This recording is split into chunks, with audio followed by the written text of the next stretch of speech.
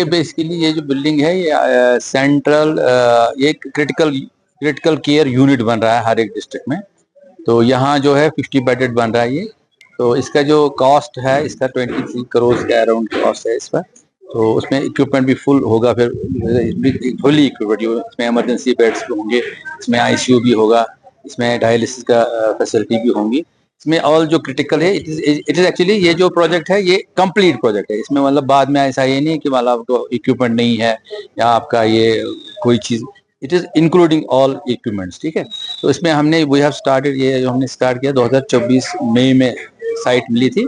तो हम March two अप्रैल 2026 में इंशाल्लाह कंप्लीट करते हैं। एस्टिमेट 23.7 करोड़ है। इसका अभी 25% हुआ है, 20% हुआ है, 25% इसका बिल्ड है।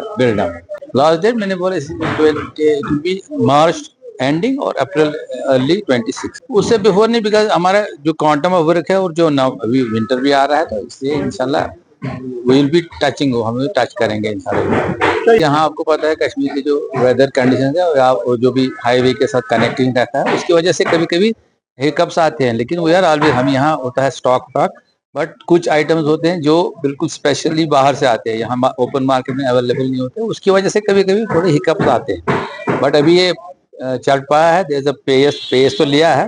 तो जब जो टीथिंग ट्रबल होते हैं, जब बच्चा पैदा होता है उसको जो छोटे छोटे कदम उठाने में टाइम लगता है, जब वो जवान होता है, अब ये बिल्डिंग इसका जवान कंस्ट्रक्शन जो है जवानी की दहलीज पे है, इसलिए it will run fast now as a young man. Engineering की काफी यहाँ के इस्तेमाल किए नहीं, ये बेसिकली ये I am basically advisor to this, जो यहाँ की जो गवर्नमेंट ऑफ इंडिया की पब्लिक सेक्टर टेकिंग है ऑर्गेनाइजेशन है, हॉस्पिटल सर्विसेज कंसल्टेंसी कंपनी, जो वो उनको ये एनएचएम से मिला है।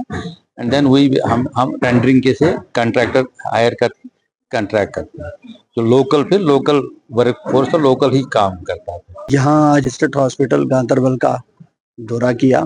यहाँ पर जो डेवलपमेंट के काम चल रहे हैं उसमें से सबसे इम्पोर्टेंट है 50 बेड का क्रिटिकल केयर ब्लॉक। ये हॉस्पिटल जो है इसकी कैपेसिटी 200 बेड की है, तो इसमें 50 बेड और ऐड हो जाएंगे।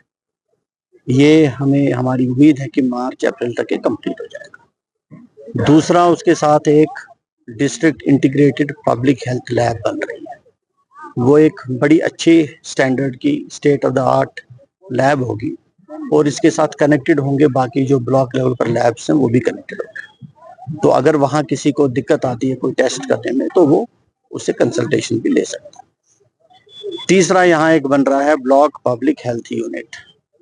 ब्लॉक पब्लिक हेल्थ यूनिट में तरह तरह की फैसिलिटीज होंगी, वेटिंग की फैसिलिटी होगी, टेस्टिंग की फैसिलिटीज होगी और उसमें टेलीमेडिसिन की फैसिलिटी भी होगी, ताकि दूर दराज के लोग वहां से टेलीमेडिसिन के थ्रू अपना इलाज भी कंसल्टेंट्स के जरिए करा सकते हैं। चौथा, यहाँ बन रहा है एक एडमिनिस्ट्रेटिव ब्लॉक, जिसमें ये यहाँ के एडमिनिस्ट्रेशन के लिए जो ऑफिस स्पेस है, मीटिंग हॉल वगैरह वगैरह, वो सब बन रहे हैं। तो इसके अलावा जो आजकल ये प्रोग्राम चल रहा है स्वस्थ नारी सुरक्षित परिवार, तो उसके सिलसिले में भी एक मेले का इंतजाम यहाँ किया है डिस्ट्रिक्ट एडमिनिस्ट्रेशन ने।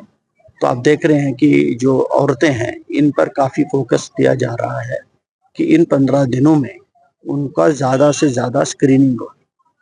अभी डिस्ट्रिक्ट गांधरबल में आज 6ठा दिन है, 17 तारीख से शुरू हुआ, लगभग 14,000 लोगों की, औरतों की स्क्रीनिंग हो चुकी है। तो इस न सिर्फ डिस्ट्रिक्ट हॉस्पिटल में बल्कि जो बाकी भी सब डिस्ट्रिक्ट हॉस्पिटल या प्राइमरी हेल्थ सेंटर हैं जहाँ पर भी स्क्रीनिंग हो रही है, उन सब जगहों पर अभी तक 14,000 लोगों औरतों की स्क्रीनिंग हुई है और ये आगे चलती रहेगी 2 अक्टूबर तक। हम चाहते हैं ज़्यादा से ज़्यादा औरतें इसमें आए और उनकी स्क्रीनिंग हो, क्योंकि जैसा कि ऑनरेबल प्राइम मिनिस्टर ने भी 17 तारीख को कहा था कि अगर हमारी औरतें स्वस्थ हों, उनकी सेहत ठीक हो, तो पूरे परिवार की सेहत ठीक होती है और पूरे परिवार में खुशहाली आती है। और पूरा परिवार अगर स्वस्थ हो तो वो फिर आप समझ लीजिए पूरा समाज जो है वो स्वस्थ और सशक्त बनता है।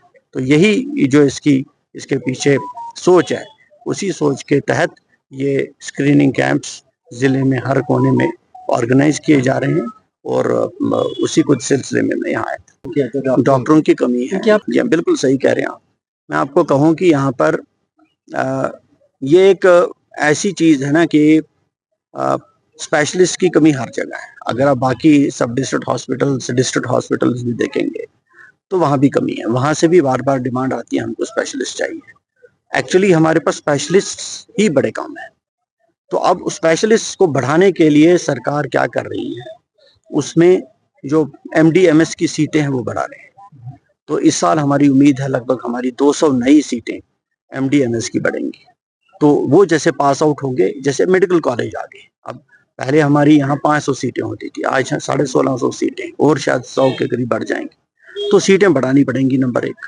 नंबर 2, लोगों को भेजते भी हैं, लेकिन यहाँ अगर किसी को भेजें तो किसी और इलाके को खाली करना पड़ेगा, उसका भी हमको ख्याल रखना पड़ता है। बट साथ साथ एक और चीज की गई है, जो DNB का प्रोग्राम शुरू किया है। उसमें बच्चे आते हैं, वो भी एक हिसाब से पोस्ट ग्रेजुएट स्टूडेंट्स ही, वो स्पेशलिस्ट ही हैं। तो वो पोस्ट ग्रेजुएशन यहाँ करते हैं, तो वो भी यहाँ डॉक्टर्स को असिस्ट करते हैं।